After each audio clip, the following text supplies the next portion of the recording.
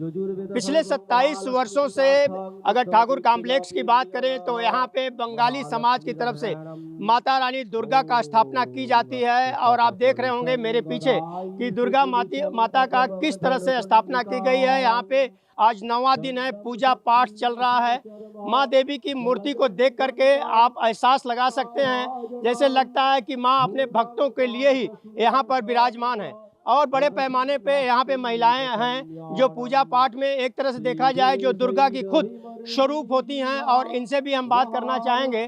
और आप लोगों से मैं जानना चाहूँगा, सबसे पहले मैं आपसे जानना चाहूँगा कि आज माता रानी का 9वां दिन है और बड़े धूमधाम से आप लोग इनकी पूजा अर्चना करते हो, दिन रात इनकी सेवा में जुटे रहते हो। क्या मन्नतें हैं इस वर्ष की? इस वर्ष मन्नत है कि इस वर्ष मन्नत है कि हम लोग अगले साल और धूमधाम से करें, सब एक साथ मिलजुल के करें। बहुत सारी हाँ, और थोड़ा हमारा हमारा देश और जो हो रहा है दुनिया भर में वो अच्छा हो जाए। माता रानी सब अच्छा करेंगी, दुर्गा माँ सब अच्छा करेंगी और सब बुरी चीज़ों का नाश होगा और अच्छी विजयता होगी अच्छी चीज़ों की। नारी शक्ति का कुछ मतलब और भी ताकत हो कि जितने कलकत्ता में या इंडिया के बाहर जितने हो रहे हैं सब विनाश हो और माता दुर्गा की जो शक्ति हो उसका प्रतिष्ठा हो।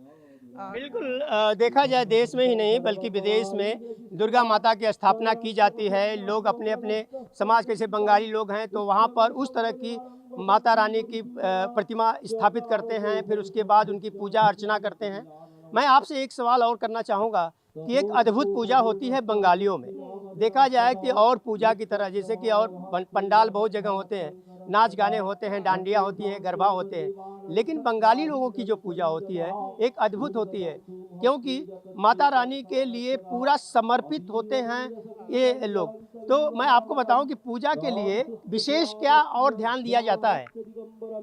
नहीं, एक्चुअली हम लोग जो पूजा करते हैं ये माँ दुर्गा माँ को अपनी बेटी समझ के ये मायके आए हैं, तो हम उनको उनका आदर कर रहे हैं।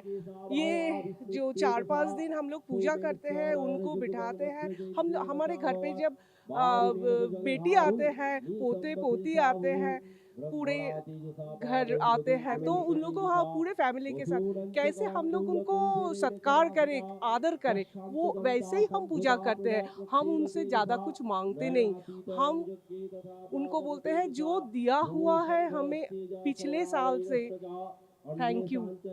बेटी लक्ष्मी के समान होती है और यहाँ पर देवी माँ जब इनके घर आती है, एक तरह से अपने जब मैके आती है, तो इनका कहना है कि बेटी का जो है सत्कार किया जाता है और सत्कार के दौरान उनको कोई चीज़ की कमी नहीं होती है। वैसे ही अगर कोई भी बेटी होती है अपने माँ बाप के लिए सर्वोपरि होती है और सबसे पहले वो घर पहुँचती है। मैं आपको दिखाना चाहूँगा कि यहाँ पर माता रानी की प्रतिमा के पहले आप, जैसे कि किसी भी भगवान की पूजा करने से पहले गणेश की पूजा की जाती है, तो गणेश भगवान की भी स्थापना की गई है।